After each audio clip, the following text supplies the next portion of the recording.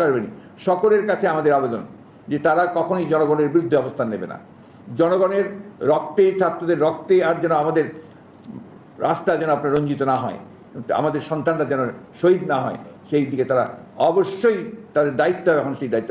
একটা কথা মনে রাখতে হবে যে যারা প্রজাতন্ত্রের কর্মকর্তা কর্মচারী তারা কোনো দল বা ব্যক্তির কর্মকর্তা কর্মচারী নয়, তারা অবশ্যই প্রজাতন্ত্রের কর্মকর্তা কর্মচারী এবং তাদের দায়বদ্ধতা সম্পূর্ণভাবে জনগণের প্রতি দায়বদ্ধতা।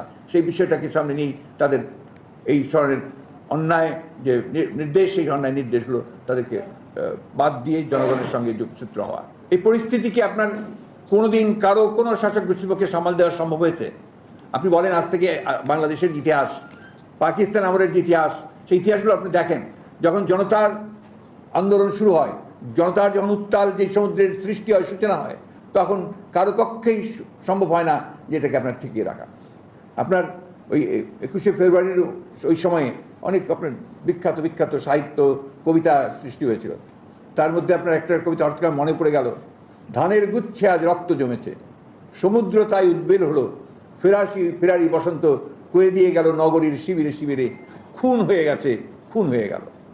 এটা ছড়িয়ে পড়েছে এখন গোটা। আপনি বিশ্বাস করবেন না, কিছুক্ষণ আগে আমার স্ত্রী বলছে যে আমি কি ঘরে থাকবো, এখন আর কেউ নেই, সব বের হয়ে গেছে। এই যে একটা উত্থান, গণ অভ্যুত্থান, গণজাগরণ, এই গণজাগরণ তো আমরা দেখেছি আপনার সেই 1969 সালে, আমি দেখেছি 90 সালে, আমি দেখেছি 70-এ, 71-এ। আজকে আবার আমার মনে হয় তার চেয়ে অনেক বেশি আপনার শক্তি নিয়ে আজকের গণজাগরণ সৃষ্টি হয়েছে। এবং দেখুন কয়েকজন ছাত্র যারা কিন্তু প্রফেশনাল স্টুডেন্টদেরও নয়, যারা কোনো আপনার ছাত্র সংগঠনও করে না, এই সমস্ত ছেলেগুলো আজকে সমস্ত জাতিকে জাগিয়ে তুলেছে। সমস্ত জাতি বুঝতে পেরেছে, জানতে পেরেছে, এখন তারা সোচ্চার হয়েছে যে সরকার অত্যন্ত পরিকল্পিতভাবে এই জাতিকে ধ্বংস করে ফেলছে। সুতরাং একে রুখে দাঁড়ানোর